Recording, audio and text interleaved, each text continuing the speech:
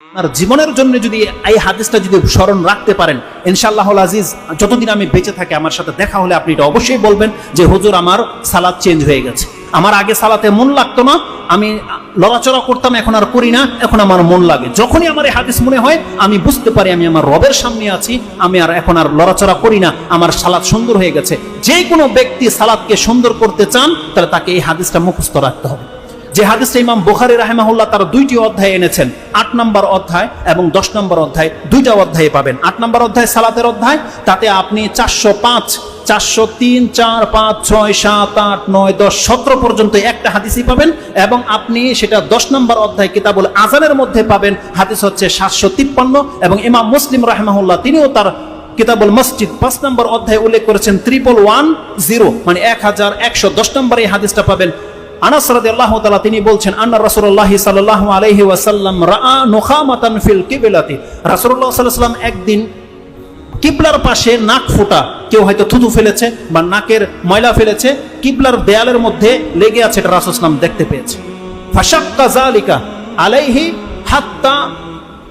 হাত্তা রুইয়া ফি ওয়াজহিহি, রাসূলুল্লাহ সাল্লাল্লাহু আলাইহি ওয়াসাল্লাম এতটা বেশি কষ্ট পেয়েছেন যে তার চেহারায় পর্যন্ত সেই কষ্টের ছাপটা ফুটে উঠেছে। ফাকামা, রাসূলুল্লাহ টিকতে পারলেন না, দাঁড়িয়ে গেলেন।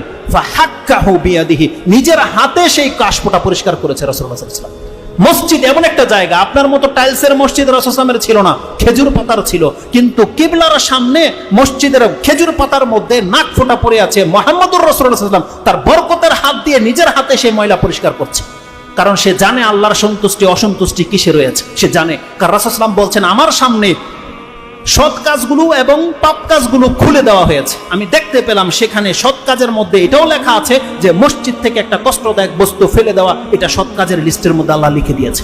কে করেছে এত বড় পাপ? রাসূলুল্লাহ সাল্লাল্লাহু আলাইহি ওয়াসাল্লাম নিজের হাতে সেটাকে পরিষ্কার করে দিয়েছে। তারপরে যে মূলনীতিটা রাসূলুল্লাহ সাল্লাল্লাহু আলাইহি ওয়াসাল্লাম পেশ করেছে, ইন্না আহাদাকুম ইযা কানা ফিস সালাহ, এটা একটা ভাষা, ইন্না আহাদাকুম ইযা কামা ফিস সালাহ, এটা একটা ভাষা। রাসূলুল্লাহ সাল্লাল্লাহু আলাইহি ওয়াসাল্লাম বলেছেন, যখন কোনো ব্যক্তি তোমাদের মধ্যে নামাজে থাকে অথবা নামাজে দাঁড়ায় যায়, ইন্না আহাদাকুম ইযা কামা ফিস সালাহ ফাইন্নাহু ইউনাজি রাব্বাহ, সে তার রবের সাথে এখন মুনাজাতে লিপ্ত, সে তার রবের সাথে এখন মুনাজাতে লিপ্ত। যতক্ষণ পর্যন্ত সে সালাতে থাকে সে আল্লাহর সাথে কথা বলছে সরাসরি। আর আল্লাহ সুবহানাহু ওয়া তাআলা নবীদের সাথে কথা বলেছে ওহী মারফত।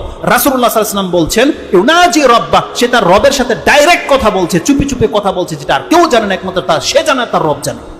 রাসূল সাল্লাল্লাহু আলাইহি ওয়াসাল্লাম বলেছে, আও ইন্নাহু বাইনাহু ওয়া বাইনা কিবলাতিহি, রাসূলুল্লাহ সাল্লাল্লাহু আলাইহি ওয়াসাল্লাম বলছেন, কোন ব্যক্তি যখন আল্লাহু আকবার করে দাঁড়িয়ে যায়, তার আর তার কিবলার মাঝে আল্লাহ উপস্থিত